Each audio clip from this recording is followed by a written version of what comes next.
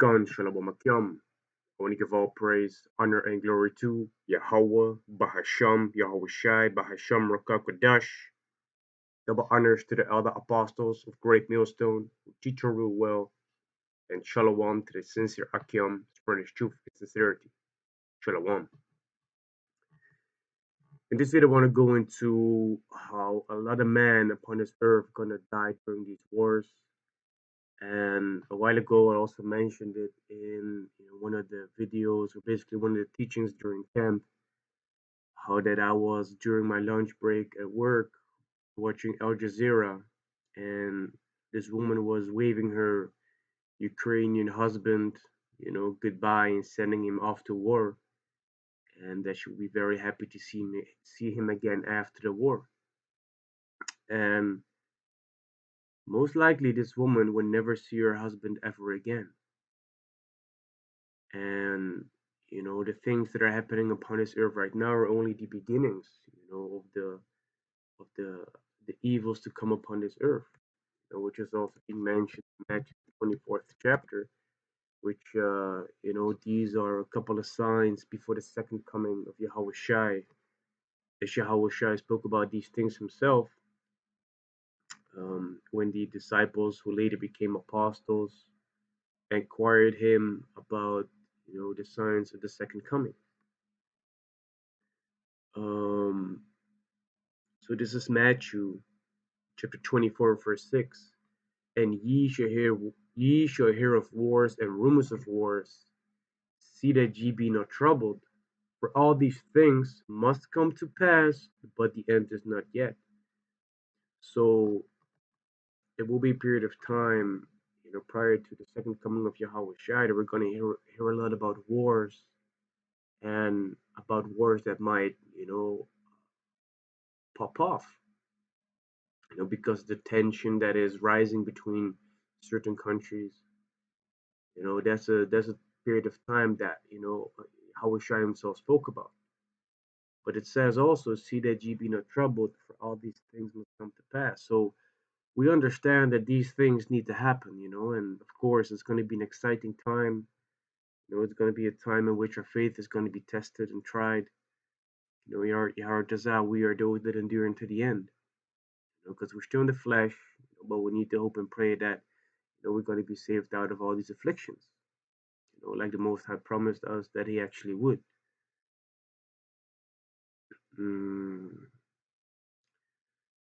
So it says in verse 6 at the end, but the end is not yet. You see, so seeing about these things is just the beginning. Hearing about it, about the rumors is only beginning.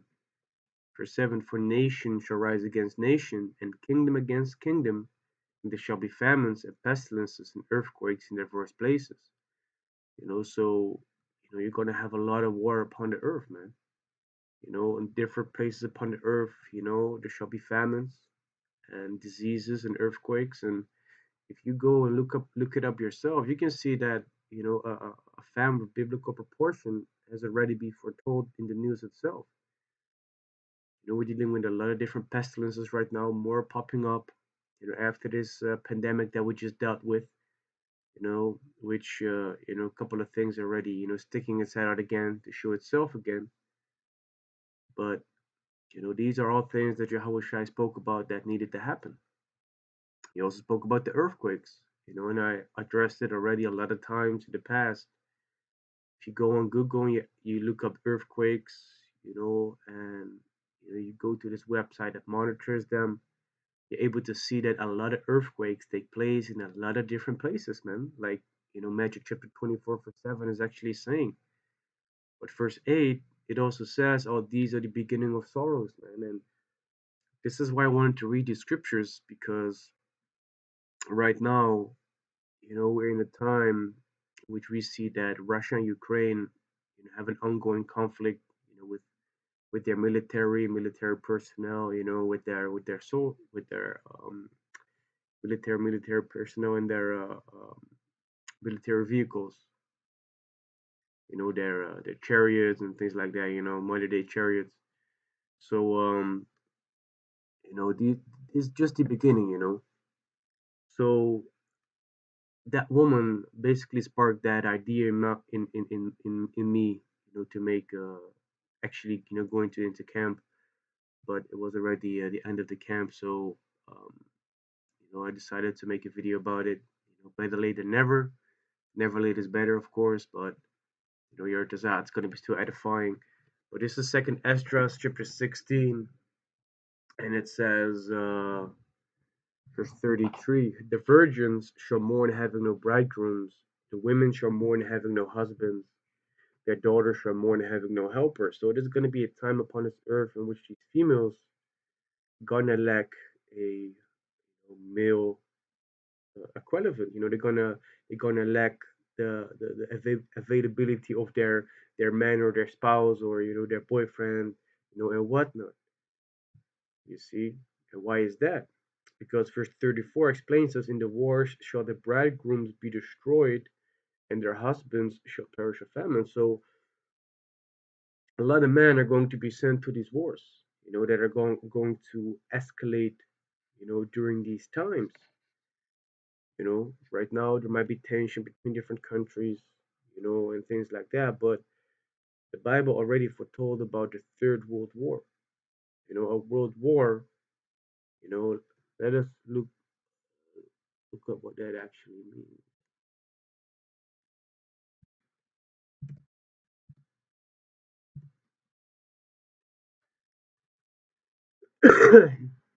The definition of world war: a war engaged in by all or most of the principal nations of the world, especially capitalized with both W's, either of two such wars of the first in the 20th first the first so Slovakia, either of two such wars of the first half of the 20th century, which was the First and the Second World War. That is, look, uh,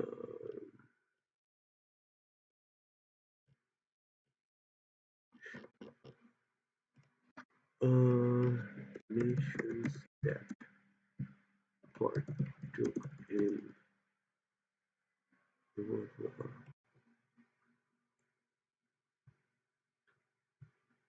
So it says over 30 nations declared war between 1914 and 1918, which that was the First World War, of course. Let us see what it says over here. Um, so here it says World War II by country. So in the Second World War, yeah,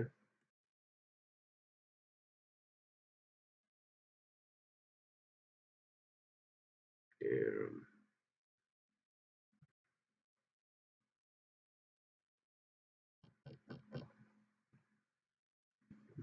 let us see. So here it says almost every country in the world participated in World War II. Most were neutral at the beginning, but only a relatively few nations remained neutral to the end. The Second World War pitted two alliances against each other: the Axis powers and the Allied powers. The Soviet Union served 35 million men and women, with the US serving 16 million, Germany 13 million, the British Empire 8.5 million, and Japan 6 million. It is estimated that in total 127 million people were mobilized during the war. It is generally estimated that the total of 72 million people died, with the lowest estimate being 40 million dead and the highest estimate being 19 million dead. The leading Axis powers were Nazi Germany and the Empire of Japan and the Kingdom of Italy, while the British Empire, the United States, and the Soviet Union were the big three Allied powers. Okay, so that shows you that a world war, means that you know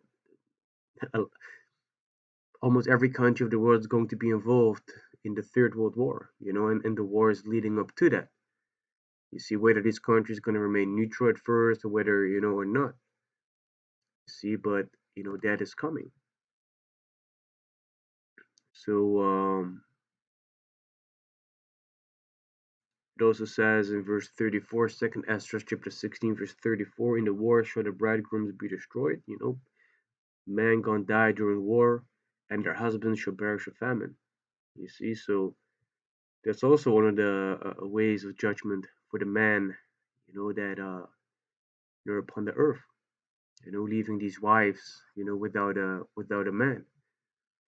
You see, but right now, when we go to countries that are currently at war in 2022, a war that is fought between nations at the moment is between Russia and Ukraine. And what's this small country here? Oh, that's also part of Russia. Good.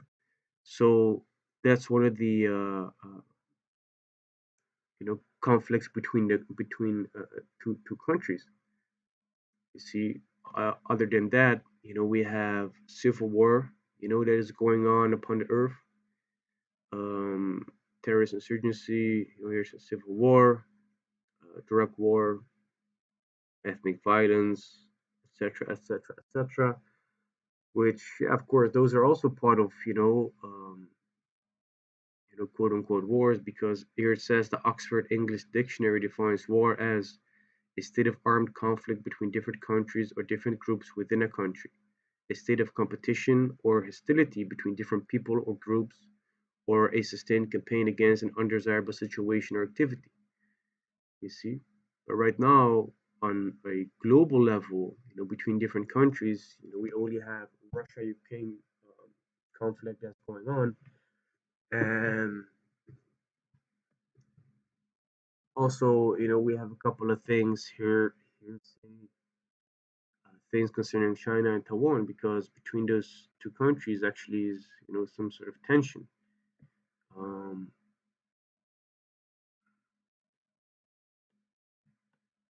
so it says, what's behind China-Taiwan tensions? It says tensions over Taiwan are spiking over a visit by U.S. House Representatives Speaker Nancy Pelosi, and this has only further strained relations between Washington and Beijing.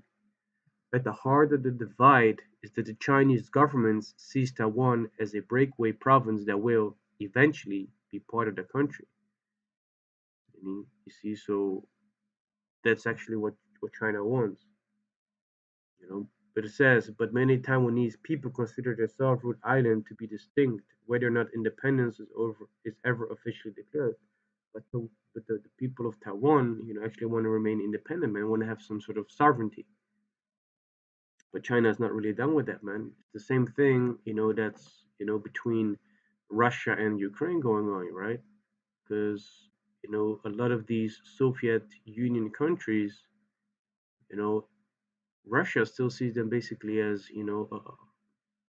part of part of that, and only those countries being a way for the West, to be right at the door of Russia, man. Once these former Soviet Union allies, decide to, for instance, join the NATO, that gives them a entrance, towards that, which is something that Russia don't want neither. But going back to the Chinese and Taiwanese conflict, it says the first known settlers in Taiwan were Austronesian tribal people who are thought to have some from modern day southern China. Whether it's correct, I don't know. I'm just reading this from this BBC.com. But it says the island seems to have first appeared in Chinese records in 82 239, when the emperor sent an expeditionary force to explore the area. In fact, Beijing uses to back its territorial claim.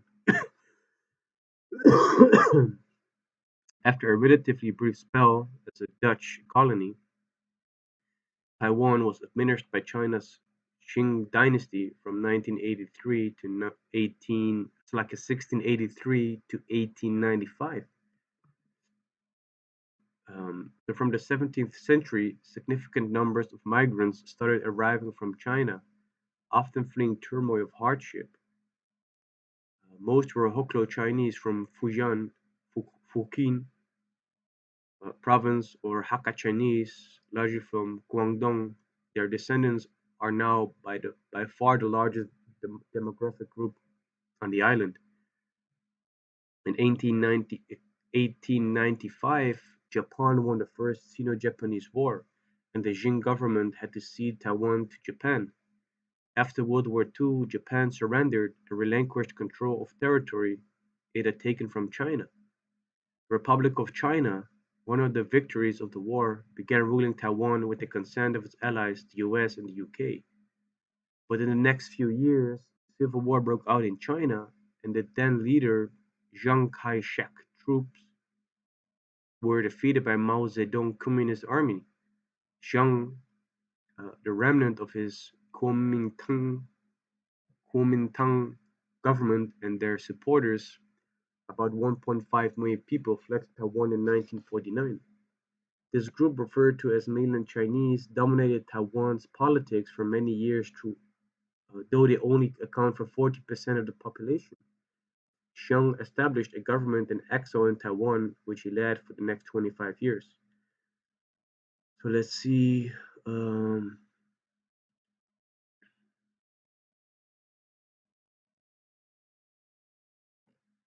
yeah, let's go into this, man. Last part, because this is where it says U.S. is involved, and that's also where a lot of tensions start to occur between China, Taiwan, and America. So it says, how much of an issue is independence in Taiwan?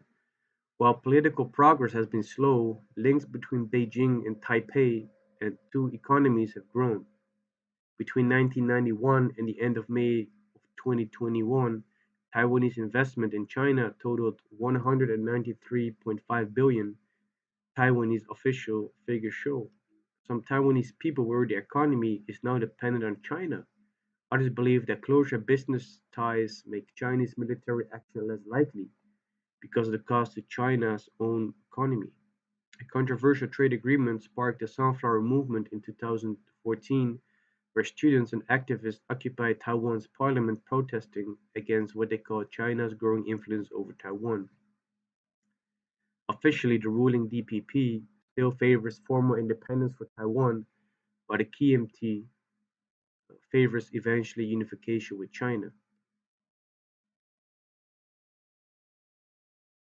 So what does the US have to do with the China-Taiwan divide? Washington's long-standing policy has been one of strategic ambiguity to the extent that it would intervene militarily if China were to invade Taiwan, you see? So again, America's, minding, with business that they're not supposed to mind themselves with. So officially, it sticks to the one China policy, which recognizes only one Chinese government in Beijing and is traumatized with Beijing rather than Taipei. But it has also pledged to supply Taiwan with defensive weapons and stressed that any attack by China would cause grave concern. In May 2022, President Joe Biden replied in the affirmative when asked whether the US would defend Taiwan militarily. Soon after, the White House quickly clarified that the US position on Taiwan had not changed and reiterated its commitment to the One China policy. It has similarly contradicted previous statements by Mr. Biden on military support for Taiwan. It says the issue of Taiwan has also strained relations between US and China. Beijing has condemned and perceived support from Washington for Taipei and has responded by stepping up incursions of military jets into Taiwan's air zone since Mr. Biden's election. Let's see. This was from 2000. What it was in August, a little while ago. Yeah, man. So there's tensions between these countries, which goes into the rumors of wars. You know, another thing that's also going on in the Middle East is the Arab-Israeli conflict. It says the Arab-Israeli conflict is an ongoing intercommunal phenomenon involving political tension, military conflicts, and other disputes between Arab countries and Israel, which escalated during the 20th century, but it mostly faded out by the early 21st century. The roots of Arab-Israeli conflict have been attributed to the support by Arab League members countries of the Palestinians for the Palestinian Slovakia, a fellow League member in the ongoing Israeli-Palestinian conflict. This in turn has been attributed to simultaneous rise of Zionism and Arab nationalism towards the end of the 19th century, though the two national movements have not clashed to the 1920s, which the Israeli-Palestinian conflict, actually, happened when these, small hat people, decided, that they needed a homeland in our land, actually, you know, and, make themselves out to be, the people of the scriptures. Meanwhile, they are not the people of the scriptures. They are the Amalekites, which go back to Esau, Edom, was also being referred to as the wicked, was also being set, by the Most High to cover the faces of the judges thereof. You know, it says that the Israeli-Palestinian conflict is one of the world's most enduring conflicts, beginning in the mid-20th century. Various attempts have been made to resolve the conflict as part of the Israeli-Palestinian peace process, alongside other efforts to resolve the broader Arab-Israeli conflict. Public declarations of claims to a Jewish homeland in Palestine, including the First Zionist Congress of 1897 and the Balfour Declaration of 1917. And by means of the Balfour Declaration is how these people were able to have a national homeland right now in Israel with help of the British. You know, that's how they came there. Meanwhile, ever since they've been there, there's only been conflict, man. And the scriptures talk about how, I'm going to quickly grab it, it's in Micah, how once people of the scriptures will be empowered, there will be peace in the latter days. Um, this is Micah 4 and 3. And he should judge among many people and rebuke strong nations afar off, and they shall beat their swords into plowshares and their spears into pruning hooks. Nation should not lift up a sword against nation, neither shall they learn war anymore. And this is when Yahawashi comes back and establishes peace upon the earth, after he conquers it. You see? Then those nations, that were at war or that used to be at war, those weapons going to be destroyed by means of spiritual powers, and then all these other nations are going to go back to their, I say that, to their agricultural state. You see, so they can never be, the people of scriptures, man. Let me start at verse 1 actually. This is Micah 4:1. Let me read the title. Peaceful latter days. But in the last days it shall come to pass that the mountain of the house of the Lord Yahawah shall be established in the top of the mountains, and it shall be exalted above the hills, and people shall flow into it. This scripture goes in to say that, in the latter days, eventually, the government of the Heavenly Father shall be established above all these other governments. Whether it's uh, bigger or smaller governments, man. The one that's going to be on top is the nation of Israel. Right now, you might think, yeah, but these Jewish people, are in control of everything upon the earth. You know, so what about that? Yeah, what about that? I just explained to you. If the real people of the scriptures are in power, then there shall be peace upon the earth. That's the thing. Verse 2, and many nations shall come and say, come and let us go up to the mountain of the Lord Yahawah, and to the house of the power of Jacob, and he will teach us of his ways, and we will walk in his paths. For the law shall go forth of Zion, and the word of the Lord Yahawah from Jerusalem. And he shall judge among many people and rebuke strong nations afar off, and they shall beat their swords into plowshares and their spears into pruning hooks. Nation shall not lift up sword against nation, neither shall they lure war any more. So the time is going to come as well that all these other nations upon the earth shall go and flock towards the nation of Israel and learn our ways, learn the way of Yahweh Shem Yahawashi, learn the law, statutes, commandments, how to keep, the laws. You see, and the verse that I, reread again, the third verse, the third four, damn, the third verse, um, goes into that, after Yahawashi comes back, there shall not be war upon earth no more. You see, so yeah, these people that claim to be, the real people are not. So and these people are gonna have, war, as long as they're gonna be, you know, as gonna be ordained by the Heavenly Father, man. They're gonna have war as long as they're claiming to be the real people. And even the president from Egypt, something something Nasser, he even said it, man. These people can never live there in peace in the Middle East because they quote unquote left black, but came back white because they're not the real people of the scriptures. So let me see. I was left off over here. So it says created early tensions in the region.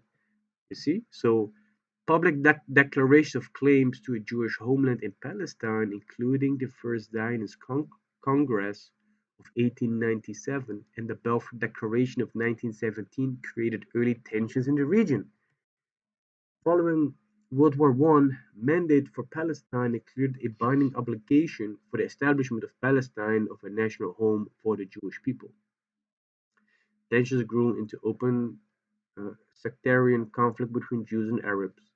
The 1947 United Nations Partition Plan for the Palestine was never implemented and provoked the 1947-1949 Palestine War.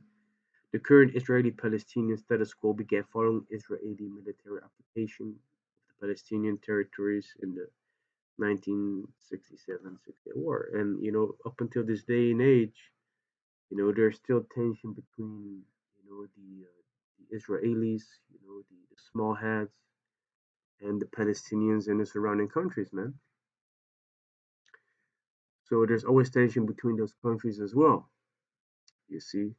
So let's go back to the countries currently at war, because, like I mentioned already, you have Russia and Ukraine that are at war together, and they also have all these civil wars, right? So I want to read a little bit about these civil wars, show a little bit of the list. Let me show the list first. So, uh,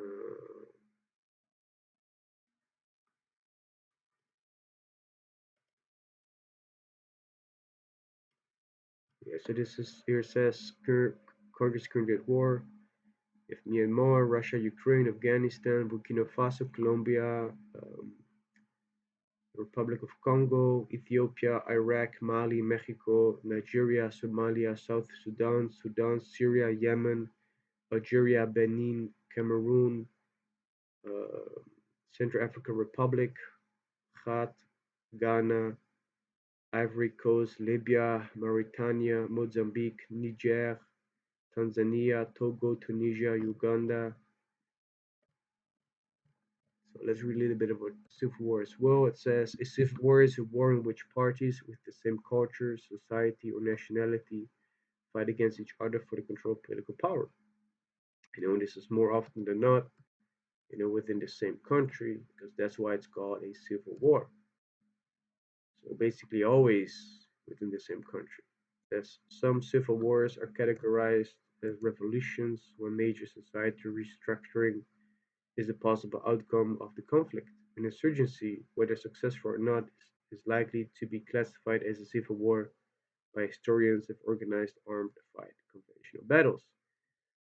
You see, so um, the reasons for civil war is for political power, so political reasons within a country, man. How government is being ruled and things like that. So let's go to conscription, because right now you have a lot of countries upon the earth that have a professional army, right? And if all these countries are going to go to war, that also means that a lot of casualties are going to happen. So these soldiers, you know, these soldiers, they need to be replaced. And if they don't have people that are willingly to go into the army, then they're gonna basically draft the people, which that's actually, the official word is conscription, but it's also called the draft in the United States. That is the state mandated enlistment of people in the national service, mainly in military service. Conscription dates back to antiquity, and it continues in some countries to the present day under various names. The modern system of near universal national conscription for young men dates to the French Revolution in the 1790s, where it became the basis of a very large and powerful military. Most European nations later copied the system in peacetime, so that men at a certain age would serve 1 to 8 years on active duty and then transferred to the reserve force. So this actually goes in to say that when you are at a certain age, you, depending on the country that you live in, could potentially be drafted for military service, even if you are not a professional military personnel. Why? To strengthen, the military of your country. And this is something that's going to come back in a major way when they're going to reinstate these drafts, all over the world.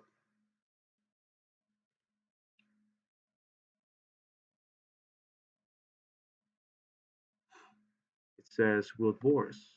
In modern times, modern conscription, the mass military enlistment of national citizens, was devised during the French Revolution to enable a republic to defend itself from attacks of European monarchies.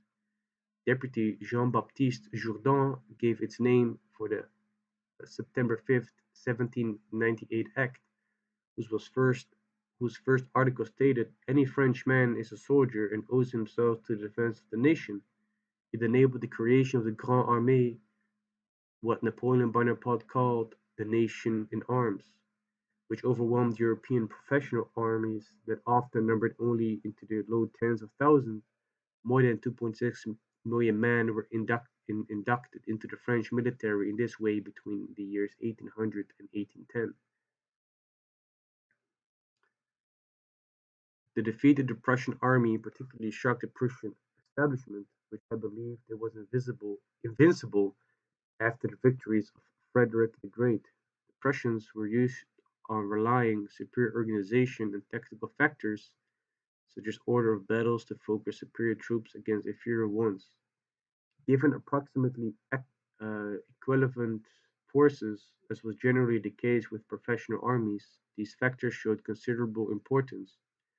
However, they became considerably less important when the Prussian armies faced Napoleon's forces that outnumbered their own in some cases by more than 10 to 1. So here is have an example that because of the drafting, that an army was way bigger. So force came by quantity rather than quality of the soldiers. So it says World Wars. The range of eligible age for conscripting was expanded to meet national demand during the World Wars. In the United States, the selective service system drafted men for World War I initially in an age range from 21 to 30, but expanded its eligibility in 1918 to an age range of 18 to 45. In the case of widespread mobilization forces where service included home front defense, age of conscripts may range much higher, with the oldest conscripts serving in roles requiring lesser mobility. See, so you have a age range of 18 to 45. I don't know the age range in Holland, but it might be mentioned in this article as well. Drafting of women gonna come back as well. Well, not like come back as well, but it's gonna be instated like these females want to be equal, right? So yeah, because in Holland it says in 2018 the Netherlands started including women in its draft registration system, although conscription is not currently enforced for either sex. See, so right now we don't have that in Holland. But once shit hits the fan, they're gonna reinstate it, man. Because right now it's just on a cool off. It also says in where is it? Netherlands. It says yes, but active conscription suspended since 1997, so it's suspended, but it can't just be, brought back. 144. Dum dum dum.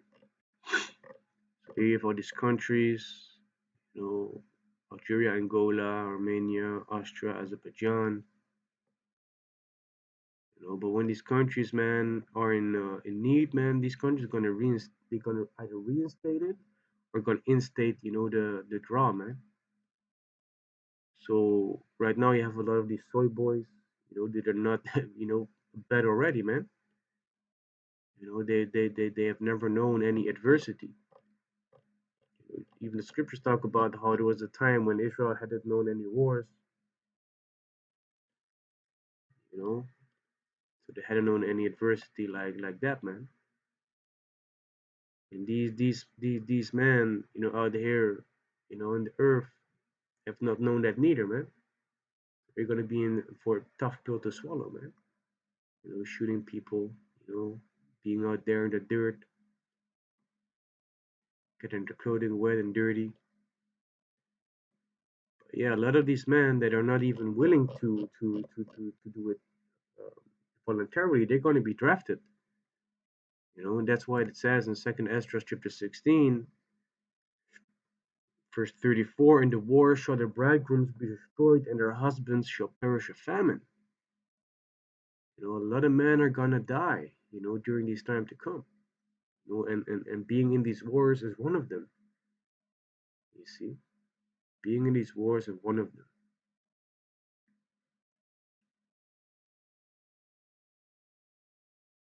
So yeah, Yartaza, this video was edifying, and with that, I give all praise, honor, and glory to Yahawah, Bahasham, Yahawashi, Bahasham, Qadash. Double honors to the elder apostles of the great Millstone who teach and rule well, and shalom to the sincere Akdam, British truth and sincerity.